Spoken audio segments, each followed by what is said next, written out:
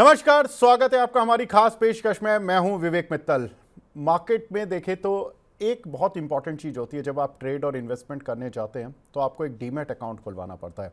Demat account की संख्या तो भारत में बढ़ रही है, ये तो हम काफ़ी समय से सुन ही रहे हैं।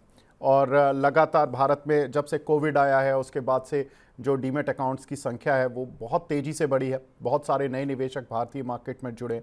कोविड से अभी तक देखें तो डीमैट अकाउंट की संख्या 200% बढ़ चुकी है। उस डेटा पर तो बात करेंगे, लेकिन इंपॉर्टेंट चीज़ ये है कि इन्वेस्टर को अवेयर करने के लिए, यानी कि एक निवेशक, जो नया निवेशक आ रहा है, उसको मार्केट के बारीकियां समझाने के लिए, उसको जागरूकता पैदा करने के लिए कि वो गलतियां ना करे स्टॉक मार्केट में, उस पर जो खर्च है वो 76% कम हो गया।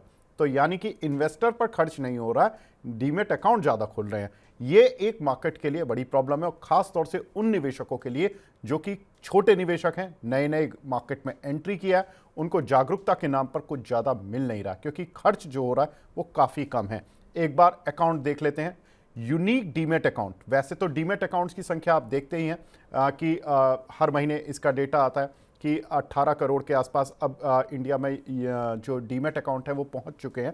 लेकिन जो यूनिक डीमैट अकाउंट होते हैं उसमें 16 डिजिट का कोड होता है। उसके हिसाब से डीमैट अकाउंट की संख्या गिनी जाए तो उसके हिसाब से देखें तो जब कोविड आया था FY20 में, तो उस समय 3.88 करोड़ अकाउंट इंडिया में थे। उसके बाद लगातार हर साल बढ़ते गए डीमैट अकाउंट्स और यूनिक डीमैट अकाउंट, और FY21 में 5.93, FY22 में 7.69 और FY23 में करीब 9.5 करोड़, और FY24 में अक्टूबर तक अब करीब 12 crore account unique demat account हो चुके हैं। मैंने बताया कि डीमैट अकाउंट जो ओवरऑल डीमैट अकाउंट है वो करीब 18 करोड़ तक संख्या पहुंच गई है। ये यूनिक डीमैट अकाउंट की संख्या होती है, जो कि काफ़ी ऑथेंटिक मानी जाती है। अब बात करते हैं इन्वेस्टर अवेयरनेस पर, जिस पर मेन फोकस है कि एक इन्वेस्टर को जागरूक बनाए रखने के लिए जो नए तरह तरह के सेमिनार्स होते हैं, अवेयरनेस कैंप चलाए जाते हैं, ब्रोकर्स की तरफ से पहल की जाती है, सेबी, एक्सचेंज, सबकी तरफ से जो पहल की जाती है, उस पर जो खर्च है वो FY20 में 11.84 करोड़ था, यानी कि करीब 12 करोड़ के आसपास था। 2021 में करीब 29 करोड़ तक ये खर्च हुआ। तो उस समय तो काफ़ी तेज़ी से, जब अकाउंट ओपन होना शुरू हुए, लोग घर पर थे, तो उस समय इन्वेस्टर्स को जागरूक करने के लिए काफ़ी पैसा खर्च किया। FY24 तो पूरा हो चुका है, तो 2.78 करोड़ यहाँ पर खर्च हुए हैं पिछले साल।